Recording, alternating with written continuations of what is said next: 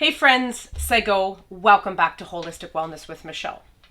Did you know that storytelling is an ancient and universal practice with examples found from all over the world dating back to time immemorial? From ancient cave drawings to Egyptian hieroglyphics, traditional indigenous oral storytelling to Roman wax tablets, right on up to modern times, pen, paper, ink, computer. Storytelling is how we connect with one another, how we come to understand and learn to listen to one another. Through the art of storytelling and sharing, we find love, compassion, courage, hope. We cultivate connection and collaboration and compassion with one another.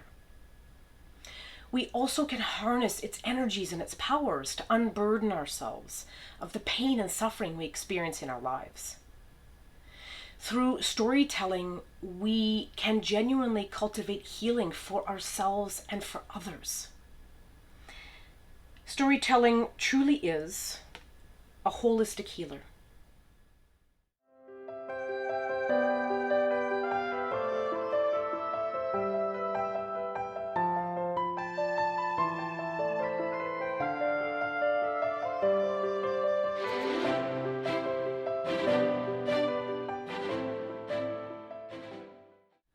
As I sat pondering, thinking about what I was going to talk about in today's video, what I was going to share, I came across this great little article from the Journal of Holistic Nursing titled Becoming Whole, the Role of Storytelling in Healing, or the Role of Story in Healing. Great little article. If you're interested, fabulous poignant points. I will post a link to this in the description box below. But in the article, the authors Reich and Michaels talk about and explore the healing role that story has in people's lives. And they look at it from three specific lenses or cultures: Latino, Hispanic, Indigenous, Native American, and homeopathy. Now, there are many really important points for me in this article, but for the purpose of our video today, I thought there was two that really stood out that I'd like to share.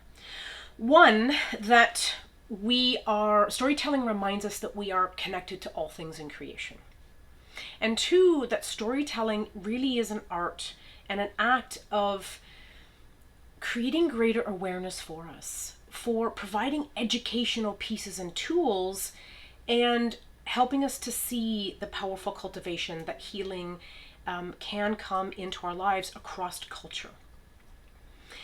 Point one cycled me back to something I've talked about and shared in several other videos on this channel, and that is that we are not islands unto ourselves, that we are in fact symbiotically connected to all other things in creation, and all things in creation have a story.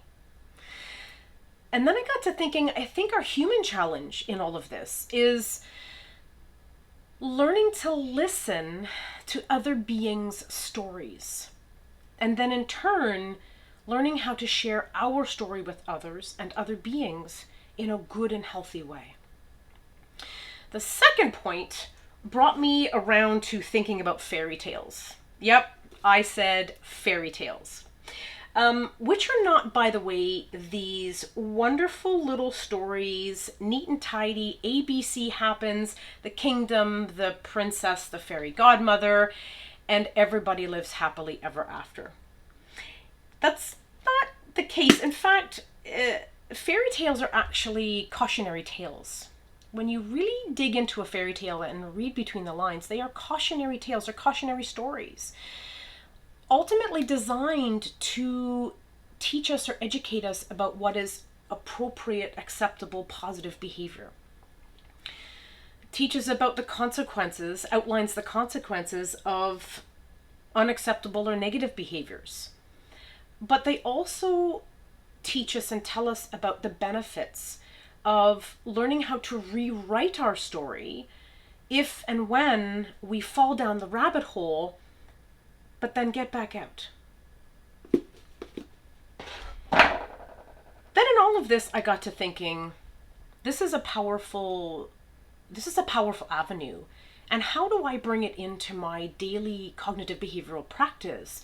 How do I bring this to my clients and through storytelling, help them to heal, and to grow and to rewrite their story. Then it hit me. I'm already doing that. The act of therapy itself is storytelling. Think about it. Our Western medical lens calls it therapy, whether it be narrative or psychodynamic or cognitive behavioral. But if you break it all down to its basic roots, therapy is the act of providing space to allow someone to express their story, to unburden themselves of the pain and suffering that they're experiencing, that they're walking through. Then, depending on the therapy, we work with the individual to find the appropriate cognitive and behavioral tools to help restructure what's going on within them. We help them to learn to face those triggers that they experience and learn to face those fears, not avoid them, but to walk through them. And by doing that, we help them to create the space to start letting go of those chunks or parts of their story that are not healthy and no longer serve them in a good way. And then through these methods, we help people to start rewriting their story in the present and start laying down the path to rewrite their story or write a new chunk to their story for the future.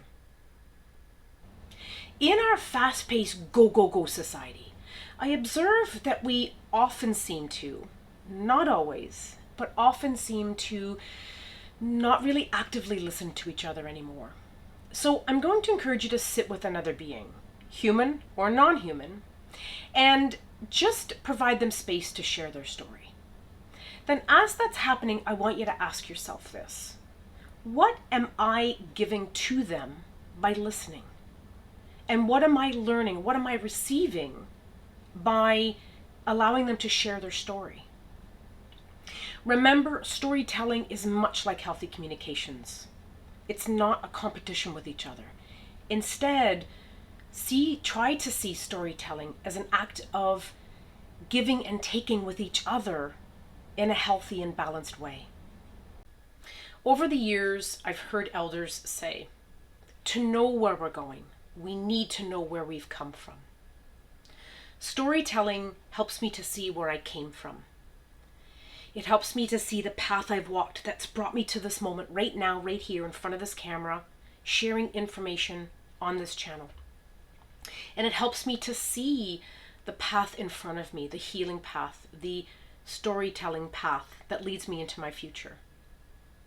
So I thought to end our video today, I would lead by storytelling example and follow in the footsteps of my people's oral traditions and share a small part of my story with you. My given name is Michelle, but my auntie used to call me Little Deer. My indigenous bloodline is of the Turtle Clan of the Haudenosaunee or Mohawk people of the Six Nations in Brantford. I am non-status and I was born and raised disconnected from my people. I strongly suspect that my grandmother would have attended residential schools, and I strongly believe that my father was a part of the 60s scoop.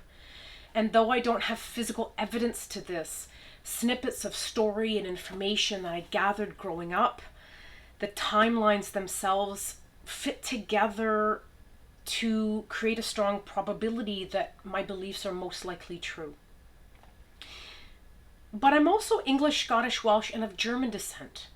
But here too, I don't know the history of those bloodlines. I don't know the history of my people from those lineages. I was raised on a farm, taught to work hard and appreciate what I have because we were, I think, really poor. Between the ages of 8 and 17, we had no running water in our home. And in fact, we had a standing joke that if you ran from the well to the house with buckets of water, you had running water. We went without a lot because necessities were more important than luxuries. In my early 30s, I walked into significant change because I really started to realize from important events that the path I was currently walking at that time was both abusive and unhealthy, and was really no longer serving me well. So I took a really deep breath, made a sharp left turn, and started to walk a healing path through traditional Indigenous healing therapy methods. For the following 6 years, I shared my story.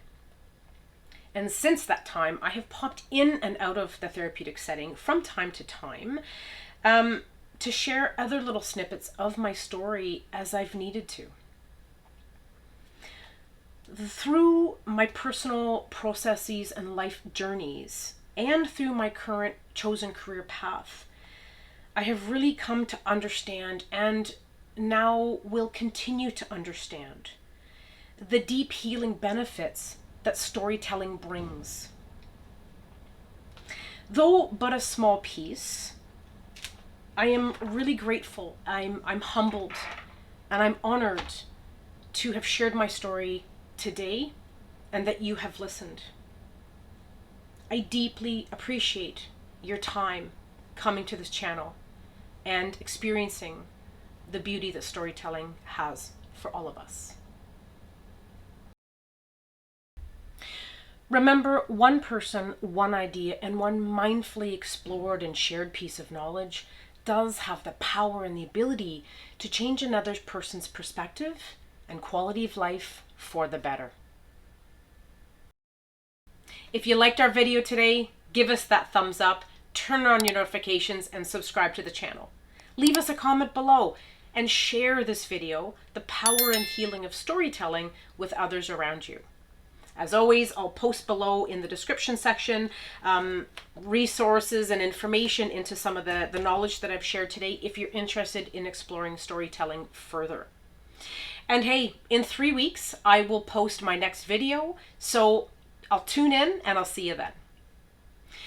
Now, yo, thank you so much for joining me on this storytelling journey today.